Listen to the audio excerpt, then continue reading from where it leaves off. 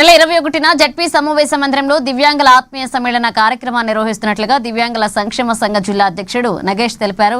ఇక సంఘ నాయకులతో కలిసి పట్టణంలోని ప్రెస్ క్లబ్ లో ఆయన మీడియాతో మాట్లాడారు. ఈ కార్యక్రమానికి రాష్ట్ర దివ్యాంగుల కార్పొరేషన్ చైర్మన్ వీరయ్య ముఖ్య అతిథిగా హాజరు కానున్నారన్నారు. కావున దివ్యాంగులు తమ సమస్యలను నేరుగా చైర్మన్ దృష్టికి తీసుకెళ్లవచ్చన్నారు. ఈ సమ్మేళనంలో దివ్యాంగులు అధిక సంఖ్యలో పాల్గొని విజయవంతం చేయాలని ఆయన పిలుపునిచ్చారు.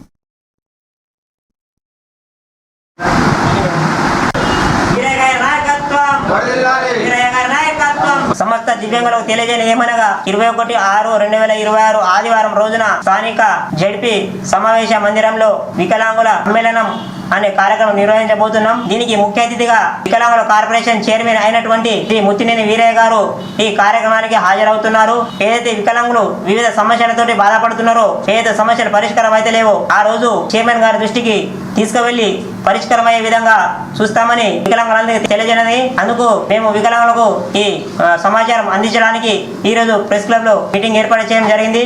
కావున వికలాంగులందరూ ఏదైతే సమస్యలు ఉన్నారో వారు గమనించి ఆ రోజు ఆదివారం రోజున అన్ని డాక్యుమెంట్లు పత్రాలు తీసుకొని రావాల్సిందిగా కోరడమైనది. స్థలం స్థానిక జడ్పీ.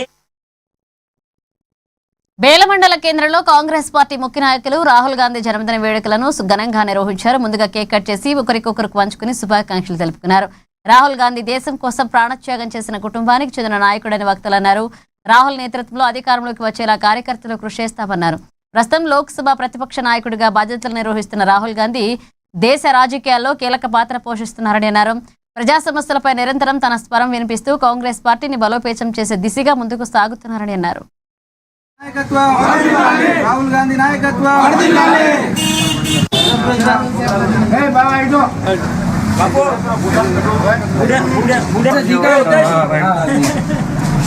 బేలా మండల కేంద్రంలో కాంగ్రెస్ పార్టీ నాయకులతో కలిసి ప్రియతమ నాయకుడు రాహుల్ గాంధీ గారి 55వ బర్త్డే ఘనంగా జరుపుకోవడం జరిగింది. మరి అదేవిధంగా రాహుల్ గాంధీ గారిని రాబోయే కాలంలో ప్రధానమంత్రి చేయడానికి మేమందరం కృషి చేస్తామని తెలియజేస్తున్నాం. మరి దాదాపు అప్పుడు రాహుల్ గాంధీ గారు ప్రధాని మంత్రి అయ్యే అవకాశాలు ఉన్నా గానీ ఆ రోజు కాలేకపోయిండు. అందరూ బీజేపీ నాయకులు ఏం చేస్తారంటే ఈ కుటుంబ పాలన అని అంటూ పోతారు. राहुल गांधी जी का जन्म 19 जून 1970 को हुआ है। तो राहुल गांधी जी का अभी 55 वर्ष कंप्लीट होकर 56वां वर्ष शुरू हुआ है। राहुल गांधी ऐसे एक नेता है जो हरिजन, गिरिजन, आदिवासी सभी को, माइनॉरिटी सभी को लेकर चलने वाली कांग्रेस पार्टी के नेता।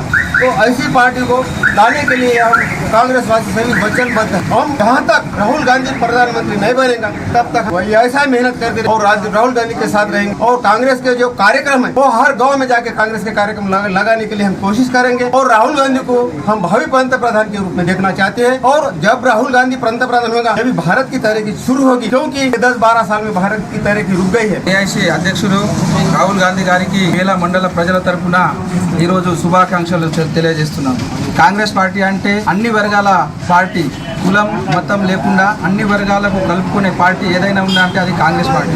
ఈరోజు కేవలం బీజేపీ పార్టీ అంటే అది కులాలు మతాల మధ్య చిచ్చు పెడుతూ ఒక వర్గానికే సపోర్ట్ చేస్తూ ఈరోజు 3 సార్లు ఈరోజు ప్రధానమంత్రి అవ్వడం జరిగింది. మరి ఈరోజు దేశ ప్రధాని మోడీ గారు 3 సార్లు ప్రధానమంత్రి అయితే ఈరోజు రైతులు ఎంత ఇబ్బంది పడుతున్నారు. డిఏపి, యూరియా, అదేవిధంగా రైతులు పండించినటువంటి ప్రతి పంట కూడా ఈరోజు కొనుగోలు